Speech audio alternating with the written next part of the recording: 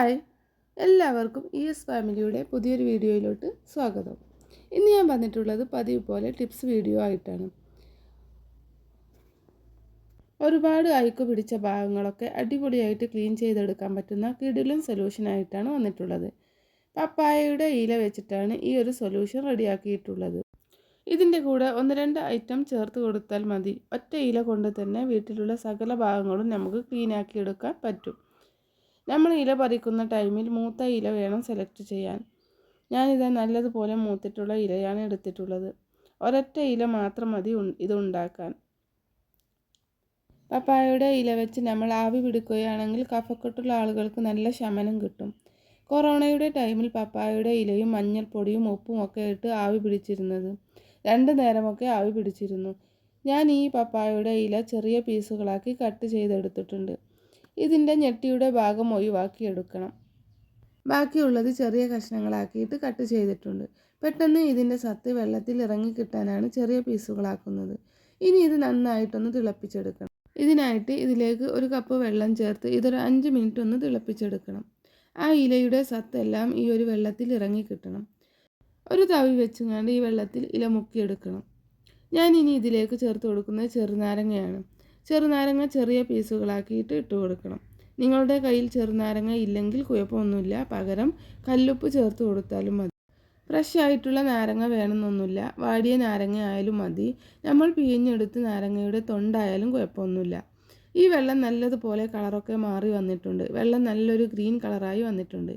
ഇനി ഈ വെള്ളം ഒരു പാത്രത്തിലേക്ക് അരിച്ചു മാറ്റിയെടുക്കണം. എന്നിട്ട് ഇതിൽ നിന്ന് നാരങ്ങയുടെ തൊണ്ട് മാത്രം ഒന്ന് മാറ്റിയെടുക്കണം.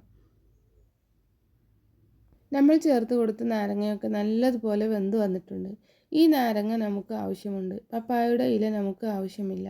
ഇത് കൈ വെച്ച് നല്ലതുപോലെ ഒന്ന് ഉടച്ചെടുക്കണം. നേരത്തെ റെഡിയാക്കിയ മിക്സിലേക്ക് ചേർത്ത് കൊടുക്കണം. ഇനി ഇതിലേക്ക് ചേർത്ത് കൊടുക്കുന്നത് ഷാമ്പു ആണ്. ഇനി ഷാമ്പു ഇല്ലെങ്കിൽ നമ്മൾ ഉപയോഗിക്കുന്ന ഡിഷ് വാഷ് ലിക്വിഡ് ചേർത്താലും മതി. ചൂടുവെള്ളത്തിൽ ഷാമ്പു ചേർത്താൽ പച്ചവെള്ളത്തിൽ ഷാമ്പു ചേർക്കുന്നത് പോലെ പതഞ്ഞു വരുന്നില്ല, കുറഞ്ഞ പദം മാത്രമേ കിട്ടൂ. ഇത് ചൂടാറിക്കഴിഞ്ഞാൽ ഷാമ്പു ചേർത്തത് കൊണ്ട് തന്നെ നല്ല പോലെ പതഞ്ഞ് കിട്ടും. ഇത് മാത്രം മതി നമുക്ക് ക്ലീനാക്കി എടുക്കാം. ഇത് വെച്ച് നമ്മുടെ ബാത്റൂം ആയാലും കൗണ്ടർ ടോപ്പ് ആയാലും ക്ലീനാക്കാൻ നല്ല ബെസ്റ്റ് സൊല്യൂഷനാണ്. ഇനി ഇത് വെച്ച് ആദ്യം ക്ലീനാക്കി എടുക്കുന്നത് ഗ്യാസ് സ്റ്റോപ്പാണ്. കുക്കിംഗ് കഴിഞ്ഞാൽ നല്ലതുപോലെ എണ്ണമയമായി വൃത്തികേടായിട്ടുണ്ടാവും. ഇതുപോലെ ഒരു സൊല്യൂഷൻ ഉണ്ടാക്കി വെച്ചാൽ പെട്ടെന്ന് തന്നെ ക്ലീനാക്കി എടുക്കാൻ പറ്റും. ഈ സൊല്യൂഷൻ ഗ്യാസ് സ്റ്റോപ്പിൻ്റെ മുകളിൽ ഒഴിച്ചു കൊടുത്ത് കൈവച്ച് തന്നെ ഒന്ന് ഉരച്ചെടുത്താലും മതി. ഇങ്ങനെ ഉരക്കുമ്പോൾ തന്നെ നല്ലതുപോലെ നല്ല രീതിയിൽ ക്ലീൻ ആവും. ഗ്യാസ് സ്റ്റോപ്പിൽ തുരുമ്പ് പിടിച്ചിട്ടുണ്ടെങ്കിൽ കുറച്ച് പൊടി ഉപ്പ് ചേർത്ത് കൊടുത്ത് ഒന്നുകൂടെ ഉരച്ചെടുത്താൽ മതി. ഇങ്ങനെ ചെയ്താൽ ചെറിയ രീതിയിലുള്ള തുരുമ്പുകളൊക്കെ പോയി കിട്ടും.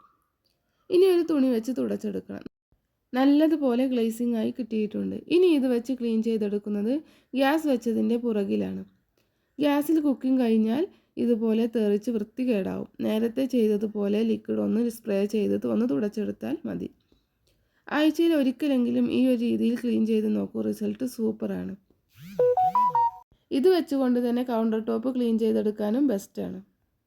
ഇനി ഇത് വെച്ച് ക്ലീൻ ചെയ്തെടുക്കുന്നത് നമ്മുടെ ഡൈനിങ് ടേബിളാണ്. ഈ ഒരു സൊല്യൂഷൻ ഒന്ന് സ്പ്രേ ചെയ്തതിന് ശേഷം നല്ലൊരു കോട്ടൻ്റെ കഷ്ണം വെച്ച് തുടച്ചെടുക്കണം. ഇങ്ങനെ ചെയ്താൽ തന്നെ നമ്മുടെ ഡൈനിങ് ടേബിളിൻ്റെ ഗ്ലാസ്സിലുള്ള എണ്ണമയക്കൊക്കെ നല്ലതുപോലെ ക്ലീനായി കിട്ടും.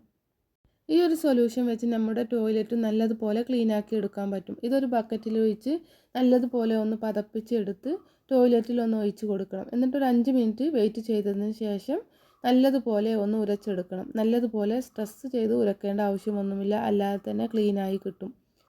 അകത്തെ ടൈലായാലും നല്ലതുപോലെ തന്നെ ക്ലീനായി കിട്ടും.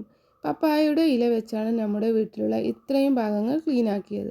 ഇന്നത്തെ ക്ലീനിങ് ടിപ്പ് നിങ്ങൾക്ക് എല്ലാവർക്കും യൂസ്ഫുള്ളായി കാണുമെന്ന് വിചാരിക്കുന്നു. ഇത്രയും നേരം എൻ്റെ വീഡിയോ കണ്ട് സപ്പോർട്ട് ചെയ്ത എൻ്റെ കൂട്ടുകാർക്ക് താങ്ക്സ്. ഇൻഷാ അല്ലാ നെക്സ്റ്റ് വീഡിയോയുമായിട്ട് വീണ്ടും കാണാം. Thanks for watching.